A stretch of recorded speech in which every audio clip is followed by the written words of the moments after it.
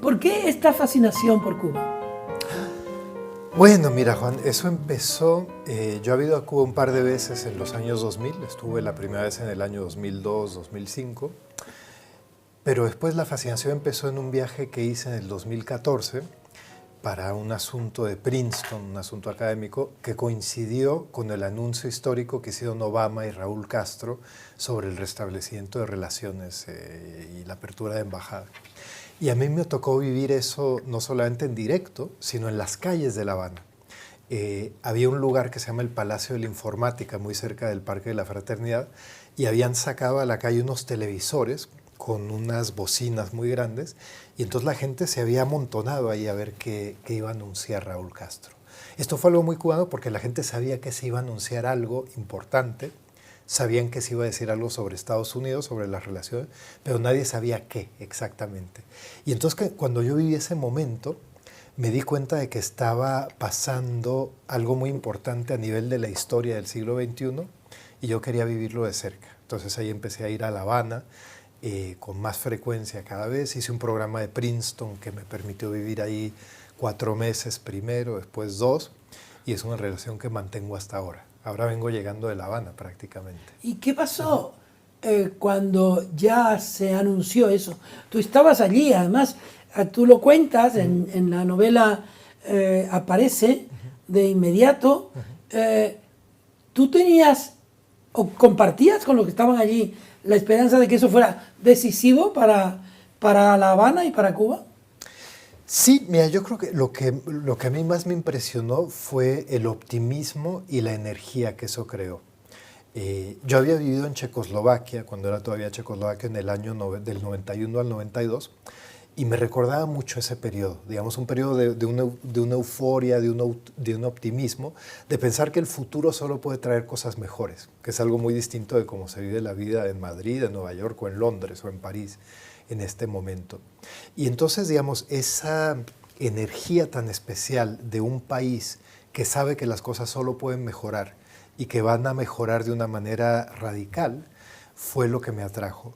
Y yo compartí esa esperanza con los cubanos. Nadie sabía para dónde iba el cambio, pero todo el mundo esperaba que lo que viniera iba a ser indiscutiblemente mejor que lo que existía hasta ese momento. Curioso relacionar la revolución o un proceso revolucionario con la quietud. Es decir, siempre ha parecido que no iba a haber cosas mejores. ¿Cómo convive la gente con esa contradicción? ¿Cómo convives tú mismo con esa especie de quietud de La Habana que se mueve por la noche? Que de día es otra historia, como cansina, funcionarial, digamos, expectante, pero de nada. La noche es... Luego vamos a la noche. Sí. Pero ¿cómo vives tú? ¿O cómo se vive allí esa contradicción entre revolución y quietud? Sí.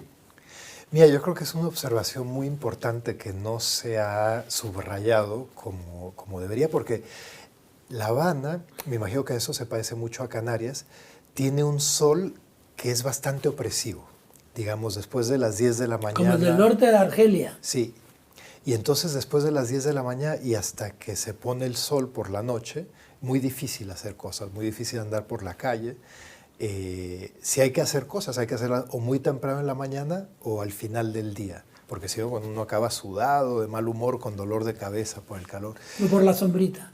Sí, y entonces yo organizo mis días para tratar de trabajar en casa, digamos, cuando estoy ahí. Entonces me quedo en casa, escribo, leo. Lo dices en el libro. Sí. Yo estoy aquí con un montón de cartas y tengo que responder esto y lo otro. En medio de la juerga se te viene a la cabeza el trabajo, ¿no? Sí, pero ¿sabes lo que ocurre? Que, digamos, ese día en donde tú tienes miedo de salir a la calle porque sabes que el sol te va a pegar como si fuera un martillo, después del atardecer, digamos, pasadas las 8 de la noche, es como hacer un corte en el día. Y sobre todo los cubanos que son muy de rituales, todo el mundo regresa a su casa antes de salir por la noche, se ducha, se cambia, y entonces salen fresquecitos a la calle a ver amigos, a cenar, a ir de copas, a ir al cine, al teatro, a lo que sea. Pero digamos, ese es un corte que es importantísimo y a ningún cubano se le ocurría salir sin hacer esto, digamos, salir sin haberse cambiado, duchado. Y a mí fue un ritual bueno, que yo inmediatamente adopté y que me gustaba mucho porque marcaba un parteaguas en el día. Y entonces, bueno, el día y la noche no tienen nada que ver. La noche tiene otro ritmo, se puede caminar por las calles, se puede circular. Además, las calles se llenan de gente por la noche. ¿Dónde está hoy la revolución, Rubén?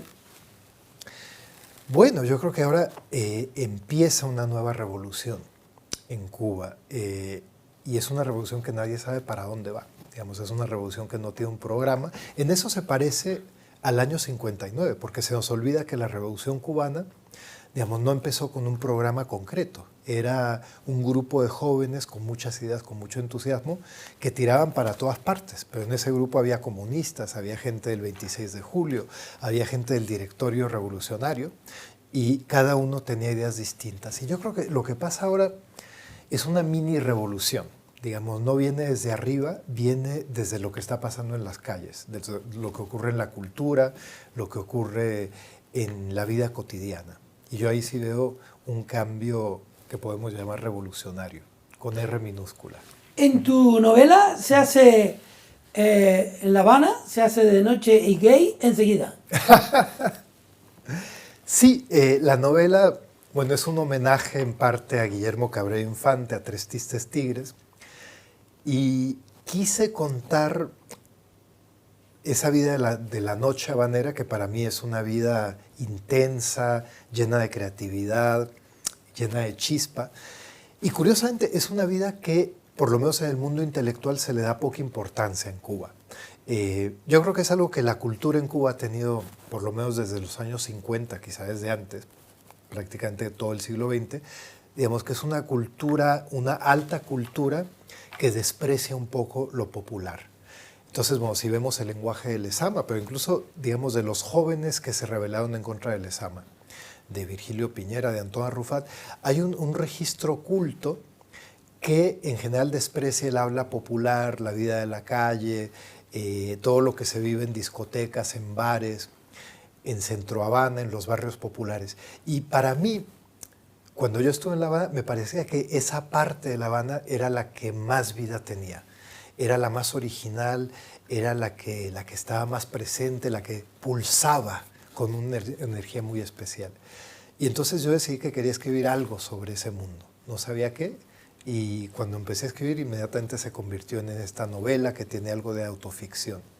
Y Tres Tristes Tigres es una novela, como dice tu amigo Mario Vargas Llosa, que inaugura el humor en la literatura hispanoamericana del boom y de después, y que llega hasta tus días y tus páginas. ¿Ese humor es cubano? Decía Cabrera Infante que él escribía en cubano. Sí. ¿El humor es también cubano? No encuentro, por ejemplo, Argentina es circunspecta. México tiene todas las gamas, pero la del humor no la ha tocado, excepto en Ibargüengoitia, Monsiváis, etc., ¿no? Porque Octavio Paz no tenía humor. No tenía humor Rulfo, a pesar de que se reía mucho de los demás. Los chilenos no tienen humor, que yo me acuerde. Colombia tiene humor, pero se consume dentro, ¿no? El humor de Cuba es como universal, toca a todo el mundo, al que va allí. ¿Eso te fascinó también? Sí, y de hecho es algo que Jorge Mañach estudia en ese libro maravilloso que es Indagación del Choteo. El choteo es una palabra cubana para hablar de este humor que es muy distinto a los otros. Yo creo que sí hay humor en otros lugares. Por ejemplo, México tiene un humor que es muy negro, muy agresivo de alguna manera, violento incluso, que estudió Octavio Paz en El laberinto de la soledad, cuando él habla, digamos, de este lenguaje popular con los insultos, con el albur famoso.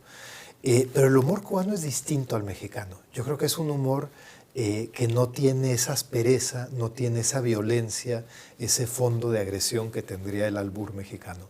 Es un humor que juega mucho con las palabras, como se ve en la novela de Cabrera Infante, pero que tiene una ambición, yo diría, erótica. Es más un humor para seducir, para atrapar a alguien en ese juego lingüístico, que es también un juego erótico.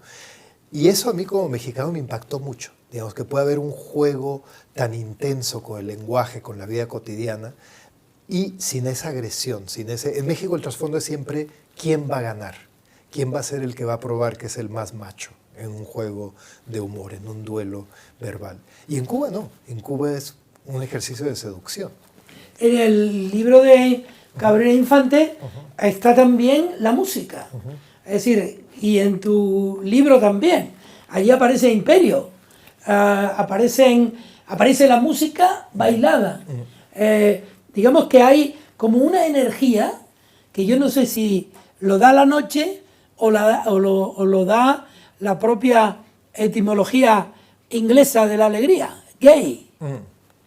Sí, es cierto. El mundo gay es alegre, ¿no? Sí, y es cierto, en Cuba la música está por todas partes y la novela quiso hacer un juego con un debate que hay ahora en Cuba sobre el reggaetón. Bueno, mi novela le hace un homenaje al reggaetón. Hay Sí. esta serie de capítulos cortos que se llama Ese bailaba reggaetón.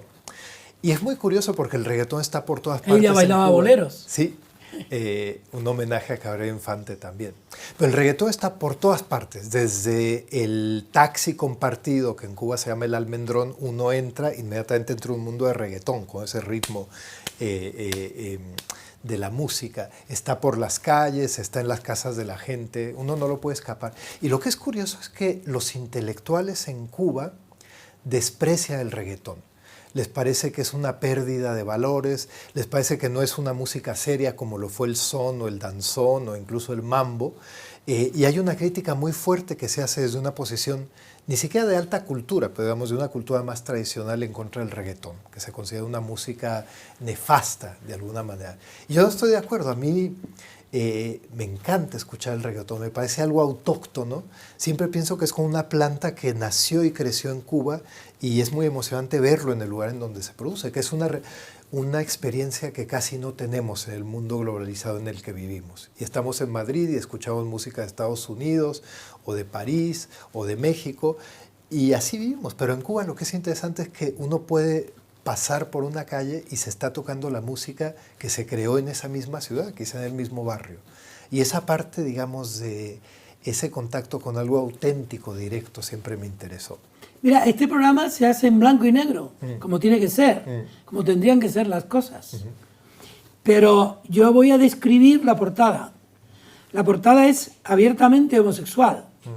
Está aquí el rosa, está el Che Guevara con los labios pintados, muy pintados de rojo, con los cachetes también del color de la portada, y se titula Teoría y práctica de La Habana, crónicas.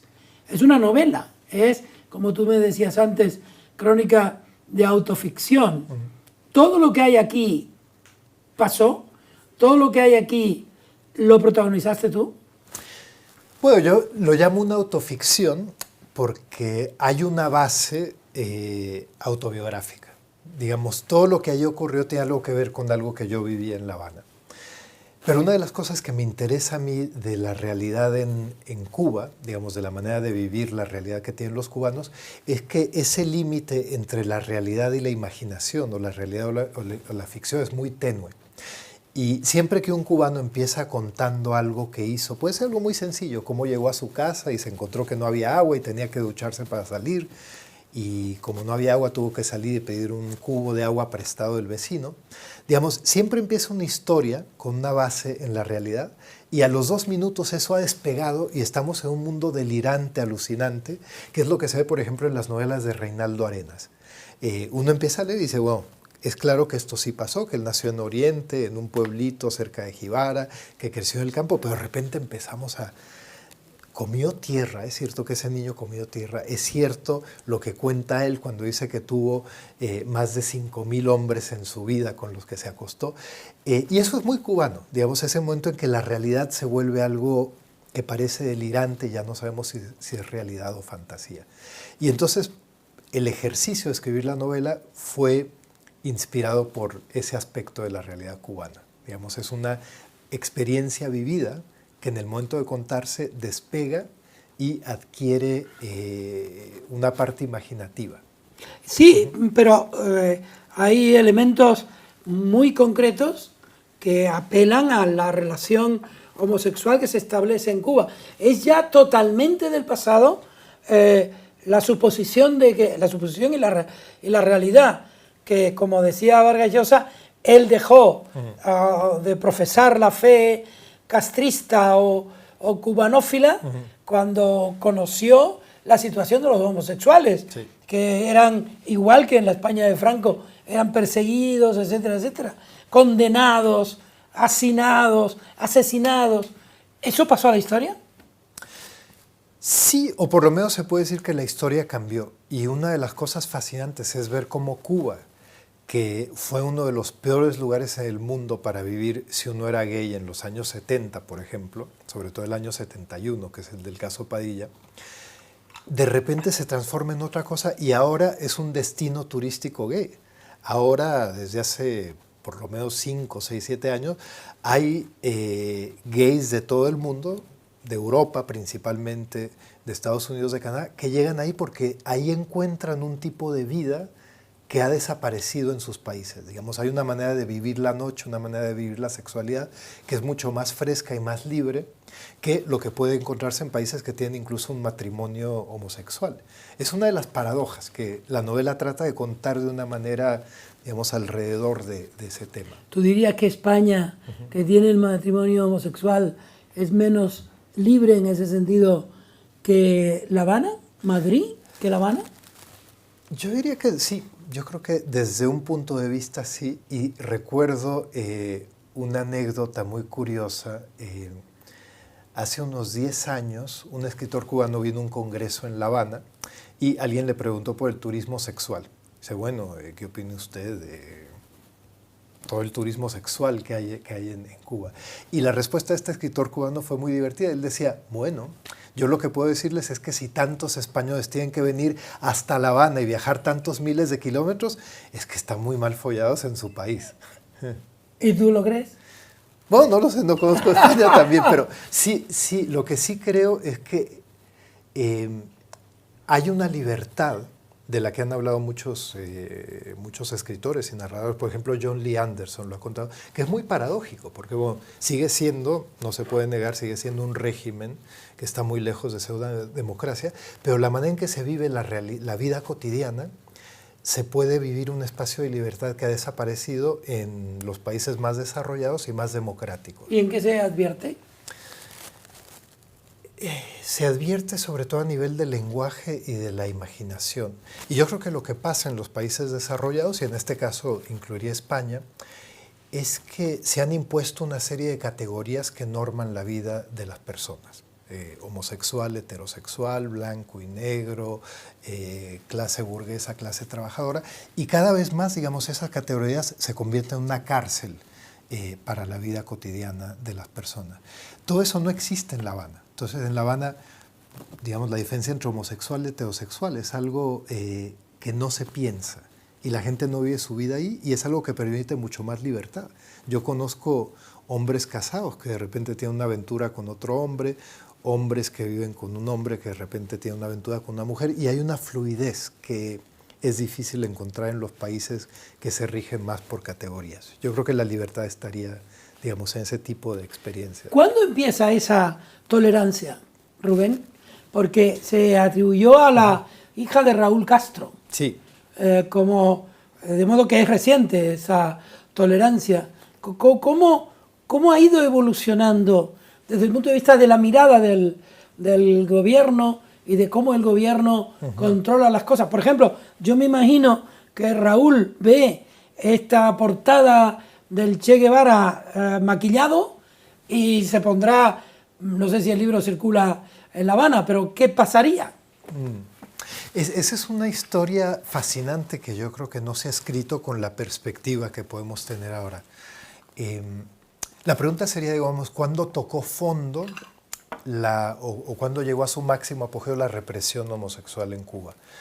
Y sería en algún momento entre 1964, que es cuando empiezan los campos de la UMAP, y principios de los años 70 con el caso Padilla, que eran unos años de censura, de represión, en que no solamente los homosexuales, pero cualquier persona, digamos, creativa, que se distinguía en su manera de vestir o de peinarse, era enviado a estos campos de trabajo en el campo, a la UMAP. Entonces, digamos, ahí tocó fondo Cuba. Y yo creo que después las cosas empiezan a repuntar, en parte por las críticas, que sí tuvieron efecto, las críticas que hizo, por ejemplo, Mario Vargas Llosa, defendiendo a sus amigos gay, artistas, a partir de los años 60. Pero incluso gente como Carlos Monsiváis, que también protestó los campos de la UMAP, pero también los hospitales para enfermos de SIDA, que creaban un tipo de apartheid. Y estas críticas sí surtieron efecto porque hubo una liberalización y a partir de los años 90, con el periodo especial después del colapso de la Unión Soviética, hay también una apertura que viene del colapso de instituciones, de la economía de control. Entonces, a partir de los años 90 empieza a haber unas fiestas gay muy famosas en todo el mundo, en las que participaba Almodóvar, por ejemplo, que tenían justamente este sentimiento de libertad, a pesar de que eran clandestinas y reprimidas por la policía. Pero digamos, dentro de ese espacio se creaba algo que no existía en otras partes del mundo. Y eso quizás culmina cuando llega Raúl Castro a la presidencia en el año 2006 o 2008, ya de manera permanente, y su hija Mariela Castro, que dirige el CENESEX, que es el Centro Nacional de Estudios de la Sexualidad, milita activamente por los derechos de las minorías sexuales y lucha en contra de la homofobia y la transfobia, que es algo que ha hecho con muchísima energía y que ha tenido resultados muy directos. Por ejemplo, es gracias a ella que se abren los primeros bares gay en Cuba. Antes no existían bares gays, existían estas fiestas clandestinas. Digamos que ella leería esta novela, pero el padre le pondría reparos. Sería algo interesante ver cómo funciona esa dinámica familiar. Eres profesor perdón, en Princeton. Has hecho un libro muy importante con tus alumnos de conversaciones con Vargas Llosa. Eres un especialista en Freud. Ahora vas a Viena a hablar y a escuchar hablar sobre Freud. Eres un académico, escribes este libro. ¿Qué te une a Freud? Bueno, a Freud me une una gran admiración por él como escritor. A Freud se le propuso a fines de los años 30 para el premio Nobel, no de medicina, sino de literatura, por ser un gran estilista y un gran escritor. Mejor que Churchill. Sí, y bueno, yo siempre he admirado su prosa, sobre todo su manera de construir el ensayo. Yo creo que es uno de los grandes ensayistas de la historia literaria. Y la manera en que él puede tener ideas tan provocadoras, irlas presentando de manera tan cuidadosa y al final convencer al lector. Es un gran ejemplo, digamos, del poder que puede tener el ensayo. Y obviamente me interesa su teoría del erotismo, que es algo que nos permite establecer un puente directo entre ese libro y... ¿Qué decía de la homosexualidad? Ese es un punto interesante. Se puede leer de varias maneras, pero de hecho a mí me gusta leerlo de la manera siguiente. Freud escribe sobre la homosexualidad en sus 3 ensayos sobre la teoría sexual y él rechaza la visión de la época. Es un libro que se publica en 1905 y él rechaza terminantemente la visión que imperaba en esa época, que era pensar en la homosexualidad como una perversión. Él establece una diferencia técnica, él dice no es una perversión, es una inversión. Y bueno, leído desde ahora puede parecer poco, pero hay que pensar que en la época eso era ya una revolución, porque era sacar a la homosexualidad del conjunto de las perversiones, de las patologías sexuales. Y él lo dice claramente, dice la homosexualidad no es una patología, es otra cosa. Hay una carta muy famosa de Freud en que una madre le escribe y le dice, ayúdeme por favor, tengo un hijo homosexual, no sé cómo curarlo. Y él responde y dice, mire, yo no sé por qué usted lo quiere curar. Déjeme darle varios ejemplos de homosexuales en la historia. Está, por ejemplo, Miguel Ángel, Leonardo da Vinci, etcétera, etcétera. Dice, yo le puedo asegurar que no es ninguna ventaja, pero tampoco es una desventaja. Entonces la visión de Freud es bastante avanzada para su época, aunque vista desde hoy, bueno, nos puede parecer que se queda corto, pero podemos decir lo mismo de Platón, de Aristóteles, de tantos otros pensadores. ¿Y a Vargas Llosa qué te une? A Vargas Llosa, bueno, Otro gran escritor, otro gran estilista, otra gran mente y como Freud otro gran ensayista. Y yo siempre he tenido una fascinación por la literatura con L mayúscula, que es algo que se encarna en distintas épocas. Y a mí me parece que la persona que encarna la literatura con L mayúscula en lengua española en este momento sería Mario Vargas Llosa. Pues aquí tienes Teoría y Práctica de La Habana, donde está sobre todo el espíritu de Rubén Gallo, la escritura de Rubén Gallo y el aliento de la energía nocturna de La Habana, que una vez también contó tan bien Guillermo Cabrera Infante. Y la brisa del malecón. Y la brisa, donde hay que ir con cuidado para que no te enchumbes, sí. Que es una palabra canaria y cubana. Muchas gracias, Rubén. Gracias, Juan.